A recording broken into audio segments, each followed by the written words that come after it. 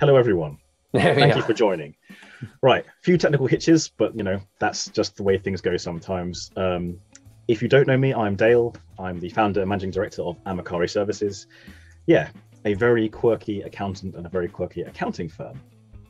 Thank you all for attending. This is the brief webinar, 7 key figures for business, the easy way. I'm fairly certain you guys will get some kind of value out of it. Yeah, and I hope it resonates with you. So without further ado, I'll introduce you to our panelists. Nope, there you go. Agenda first, apologies. So yeah, going to do a short intro to everyone else. We're going to actually go through some of the jargon because despite my kind of mantra about the jargon not being relevant to many SMEs, it's important to know why accountants talk in the way they do, because it does have an effect on your business. And hopefully once we've gone through some of those words, you'll understand the impact they might have on you, your personal goals and that kind of stuff, and why your accountant should be, or hopefully can supply you these kind of figures in an easy to understand way. Cool. So first and foremost, I would introduce myself. I would like to introduce you to, well, actually send apologies from Fatima. She is unwell. She's my business partner. And unfortunately, she couldn't make the call right now. So yeah, sorry, but she can't make it. But yeah, there we go. And next up is Sam Tasker-Grindley. Was it Tasker or Tasker, Sam? May I ask? Tasker-Grindley. Tasker-Grindley, sorry, I apologize. No worries. He's one of the kind of partners that Amakari work with in terms of some of the tech that we use. Yeah, he's a super nice guy, and he agreed to help me with this webinar. So thank you, Sam. And apologies, you can't see me. Dayle can't work out how to let me put my camera on, so I'm not hiding. Oh man. You So did have to say that. I call myself a tech wizard, and I can't figure out how to make you. Sorry, please go on. Please introduce yourself. Yeah, so I was just going to say that Dayle asked me to join today, and I'm really excited to sort of help Dayle show you guys what he can do, and the sort of service he's looking to provide business in a really simple and understandable way. I'm really excited to be working with Dayle. I've enjoyed it so far, and I hope you guys really enjoy this webinar because there's lots you're going to get from it. Cool, thanks, Sam. So first thing, I want to actually ask a question, a poll, and that is, do you know what EBITDA stands for? It's not essential that you do. You can answer anonymously, but what I'm hoping to do is explain what the impact it has on your business, whether you're considering growing your business, getting a loan, getting a grant, or possibly exit strategy. EBITDA is actually important because it's what a lot of financial peeps look at when deciding when analyzing the health of your business. Yeah, cool. I'll leave that open. Again, liquidity, gearing ratio, accounts payable, accrual, contra, all these words are bookkeeping and accounting terms that when I first joined the sector, I had no idea what they meant. And for the most part, they're not particularly relevant to business owners, but they do have an impact on the numbers that we produce for you. Fun fact, I don't know how many of you guys have dealt with accountants and bookkeepers. A lot of them often say the nominal code. What's the nominal code?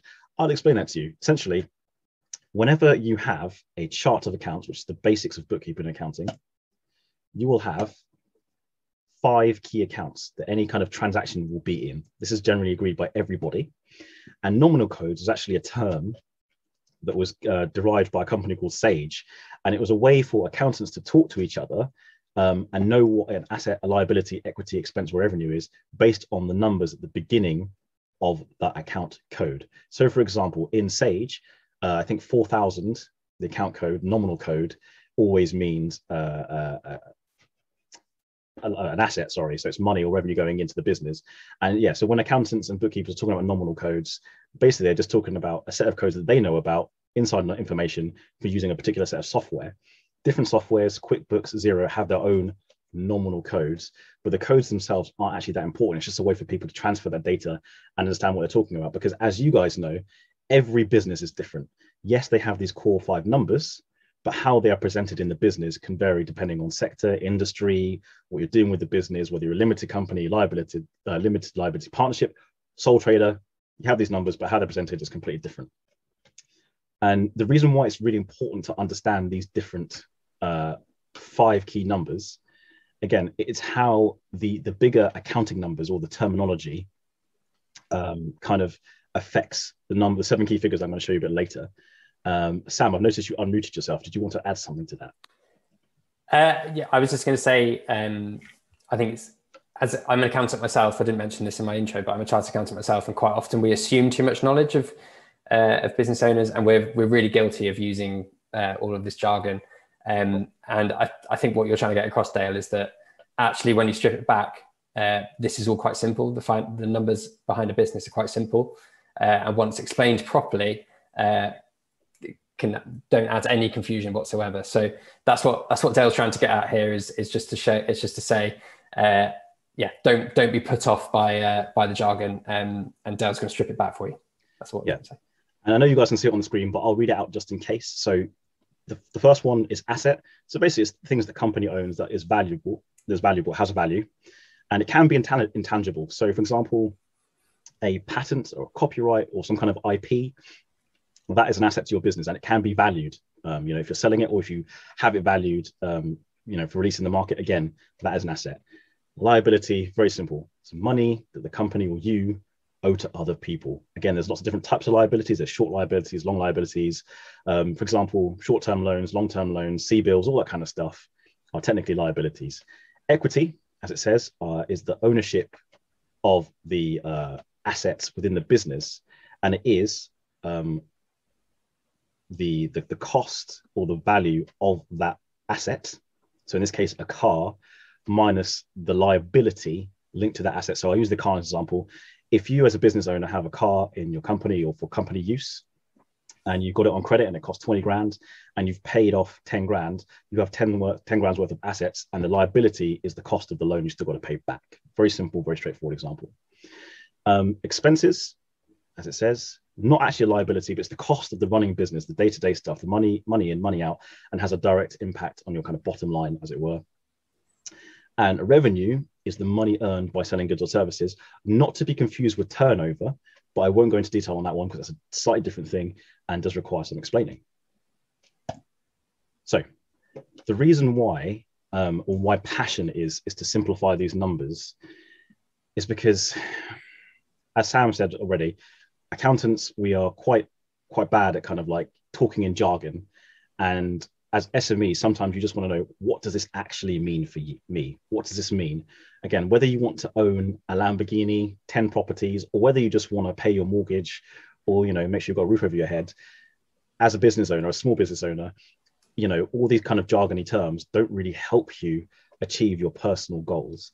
And what we're trying to do very differently as an accounting firm, what we are doing differently, should I say, is getting these numbers to you in easy to understand metrics that actually show you the potential growth of your business. And if you recall, the video intro that I sent for this invitation of this webinar was saying, look, we want to help you grow your business without increasing your time in the business. And it's these kind of key numbers and metrics, understandings of accounting that we can deliver to you, want to deliver to you, that help you grow without you spending more time. Because as you've all heard me say, quoting the $6 Million Man, we have the technology. At Amakari, we work a 4-day working week as standard, and I'm only able to do that. We're only able to do that because we effectively use certain accounting tools, certain projection tools to crunch some of those numbers so that we can deliver the service we want to deliver in the timescales. No one in Amakari works overtime in those 32 hours. We make sure we plan accordingly. We know our numbers so we can deliver the service we want to deliver to our clients without having to get burnt out. So yeah, that's why it's important to know these numbers and have them presented to you in an easy to understand way. So, quick overview of how we like to operate as an accounting firm. As you all know, there's an adage or a saying, garbage in, garbage out. A lot of people overlook what bookkeeping is and how it works. One thing I often hear with potential clients is, look, I've had my significant other doing the books for the last 10 years and they've been doing a good job. And if they are experienced, then they might be doing a fantastic job.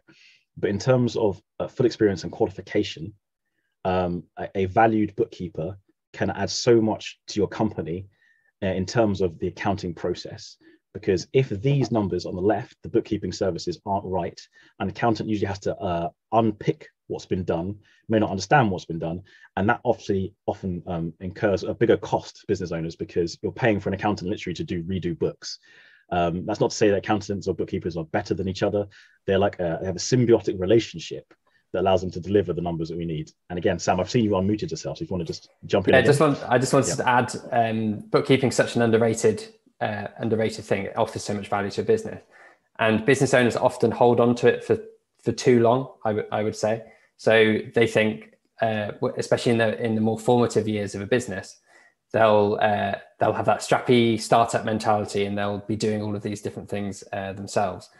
But actually, really, they should be passing on to such things like bookkeeping as early as possible, so they can focus on the real task that they need to be doing, which is driving more revenue within their business. But like you said, it saves a lot of time by getting an accountant to do it right from day one almost, because they're not going to have to unpick all the mistakes coming from that. So yeah, really underrated service. Yeah, and I don't know if you guys have heard me say this before, but there's payroll, which is a very key skill in bookkeeping. Is often overlooked, and I like to use an analogy that payroll is akin to the plastering in the trade industry. So if you've ever worked in trade, or if you've ever had anyone do any work on your house or any properties that you've been in, they'll often go, oh yeah, I can paint, I can decorate, I can do carpentry, all that kind of stuff. When it comes to plastering, most tradespeople don't do it, because they know that to do it really, really well is actually quite a unique skill. And if you get one tiny part wrong, it's quite a big problem. And that's what payroll is, by the way. So a lot of people think it's just easy money in, money out. There are actually lots of intricate calculations that a lot of bookkeepers do that don't get shined for. So payroll services, again, if you do have staff, very important to get that right. And again, sorry, go on. Dayle, Matt's got a question, if you don't mind being interrupted. So he said, do you guys recommend any apps to help with bookkeeping? And he said, Receipt Bank, question mark. Now, have you got any favorites? Otherwise I'll pitch in with mine. No. So yes, I have two favorites for the books. So Xero for bookkeeping, that's a personal preference. It's got to be cloud-based.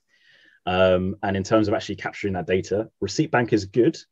No longer Receipt Bank, of course. Sorry, Dext. Yes, my apologies, Dext. We prefer HubDoc because it actually comes with Xero, so there's no additional fees for any of our clients.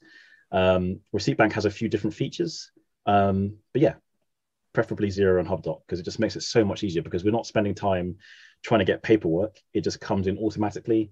Your suppliers can just email it to you, and again, we get it straight away. So you're saving time and getting the value.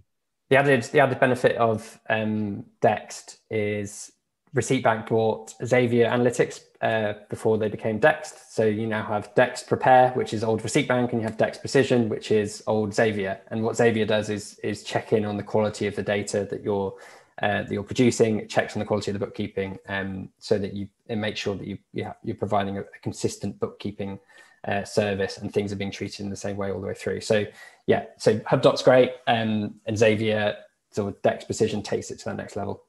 Yeah, and also one of the really cool features that we use in Xavier is we use it to forecast tax. So, let me know if that happened to you in the chat.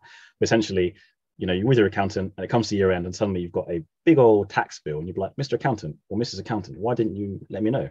And what some of the system does, or these processes do, is allow us to kind of make forecasts. Now, obviously, year-end adjustments mean that we can help you with certain tax liabilities, but ultimately, wouldn't it be good to know every month roughly how much you should put away for your tax? And again, these are the tools allow us to do that for you quickly and efficiently. Yes, it still requires expertise, but that's what we use them for. So, I also say, Fatima has joined us. So thank you for joining us, Fatima. How are you doing? How are you feeling? Hi everyone, I'm doing good. How are you? Yeah, good. I sent everyone your apologies because I know you're not feeling too well at the moment. Are you okay? Yeah, I'm getting better. Yeah, cool. Back on my feet now. Yeah. You're downplaying how unwell you are, but it's your choice to be here. So thank you for joining us. I genuinely appreciate it. Thanks. Cool. So, without further ado, I am going to show you the 7 key figures that are, in my opinion, imperative for you to know. And like I said, the accounting service or accounting firm should be providing to you. Right. So here we have HoHi Corp. As you guys know, that's one of our kind of weird ways of saying hello, Amakari. I'm not gonna lie, I borrowed it from The Simpsons because if you guys remember The Simpsons, there's a character called Montgomery Burns who says ahoy hoy when he answers the telephone. I thought it'd be funny to do that. So cool. Let's get into it. So these are the 7 key numbers that we supply for all of our clients when we give them management accounts. As I've always said, gearings, ratio, EBITDA, blah, blah, blah, all that kind of stuff. It is important, and it's important for you guys to kind of know where they come from. But when they're presented to you, what do they actually mean for you? Now, revenue, pretty straightforward. We all know what that is. Revenue going up, usually a good thing. Tick. Revenue per employee. Essentially, it is your revenue divided by the salaries of the people that are in the company. And the reason why this is an important metric is using the forecast correctly will enable you to do kind of like, what's the word? What is process management? I was going to say, it enables you to kind of forecast for the future and make sure you don't get burnout. So in terms of resources, it is linked to your revenue so that you can make sure that you've got the right amount of people in your business and the return from those employees is actually growing the business. Does that make sense? Does anyone make any questions in the chat? Because I know I kind of, mumbled on that one. Yeah, so revenue, just to add in, so revenue per employee is a great figure, particularly at the moment, with everything that's been going on in terms with the coronavirus, etc., and people really considering whether they've got the right sort of capacity within the business, whether they have a productive workforce. So what Dayle will be able to do with you is talk you through how you can improve the systems and processes within your business to be able to get more out of your employees and staff. So it's a really good number to focus on. Cool. And the next two I'm actually going to focus on for this call, because I know time is short, are cash days and core cash targets. So cash days, again, very simple, very straightforward. It's how long is it taking your clients or your customers to pay you? And the effect that can have is very, very powerful. So I was actually speaking to a client a couple of days ago about their cash days. And just by increasing or decreasing the time it takes people to pay them or potential clients to pay them by 5%, it enabled them to have an extra couple of cash, an extra couple of grand in the business as tangible cash to use. And there's a saying that many of you may have heard is turnover is vanity, profit is sanity, but cash is king. And the reason why that comes about is there are many businesses actually quite profitable, but when it actually comes to getting that cash extracted out for the business owners, if there's not enough cash in the business to do that, then you can be working very, very hard, have a super huge turnover, have a lot of profitability, but you can't use that money to live your life. And I know from experience that starting a business is not about necessarily, just having the turnover and the profit. You actually want to do something with that money for personal reasons. So that's where cash days can be really, really powerful, actually getting that cash flow in there. Next one, core cash target. This is one of my favorite metrics.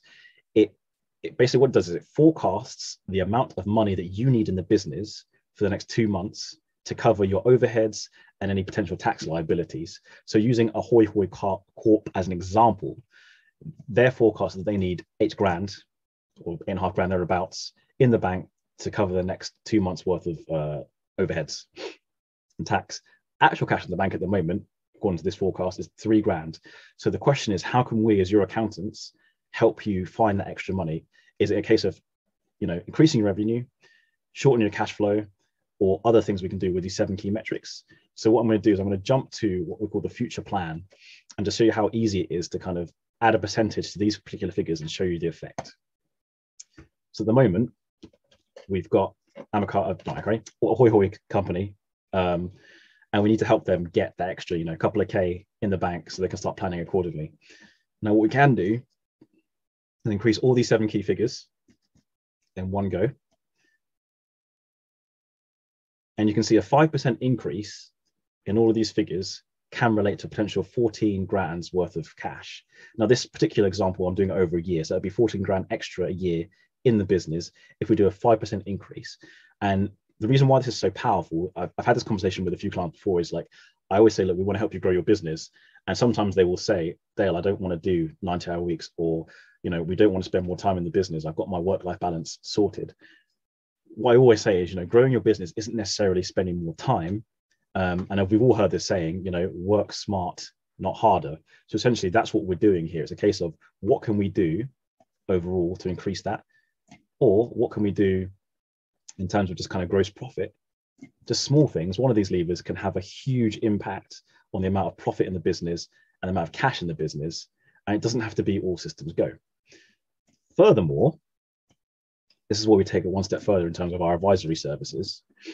We come with you and we set a plan in our management accounts meetings, and we create an action plan with you. As many of you guys know, being a sole trader, SME, it can be kind of lonely. And what we want to do with you is actually create accountability in terms of the numbers we produce. So the next quarterly or monthly meeting we have with you, we can actually go, oh, yeah, what has been done? Have we done what we need to do on our end? Probably. Have you done what you need to do on your end? Probably. And that actually gets the results. So yeah, we're here to give you that support with those numbers. So without further ado, I'm going to jump back to our slides very quickly.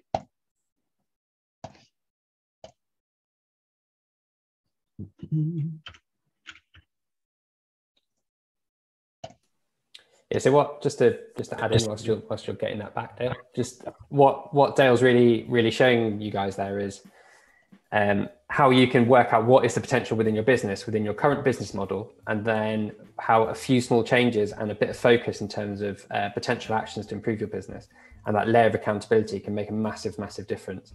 And it's not many accountants are doing this with their businesses and their clients, and Dayle really wants to get to know his clients from a personal point of view and from a business point of view, and help them to get to reach those goals for whatever it is they want, whether they want more time, more freedom, more money, whatever what is they want in life. That's what Dayle is trying to help you guys get to. Exactly. Thanks, Sam. I appreciate that. And one of the questions I often get asked about all this tech is, does that mean the tech is doing all the hard work? And there are certain accounting softwares that actually advertise, use our software and you won't need a bookkeeper or an accountant. But that's not entirely true. And I have to use an analogy, the tech, the software is just a tool, but it still needs to be well wielded or used by someone who is knowledgeable and educated in the area. So for example, I know a lot of graphic designers, I know a lot of photographers, and you wouldn't say, Mr. Photographer or graphic designer, doesn't Photoshop do all the work? Well, actually, no, it requires time to learn how to use Photoshop. Likewise, in trade industry, electric drilling, all that kind of stuff, it's the same kind of analogy and similarity.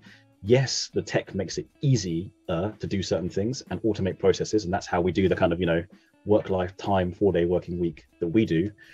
But in the hands of a master or in the hands of someone who has got experience, that's where the value is added, and that's how we can spend more time with you, just actually getting to know you, your business, and your personal goals.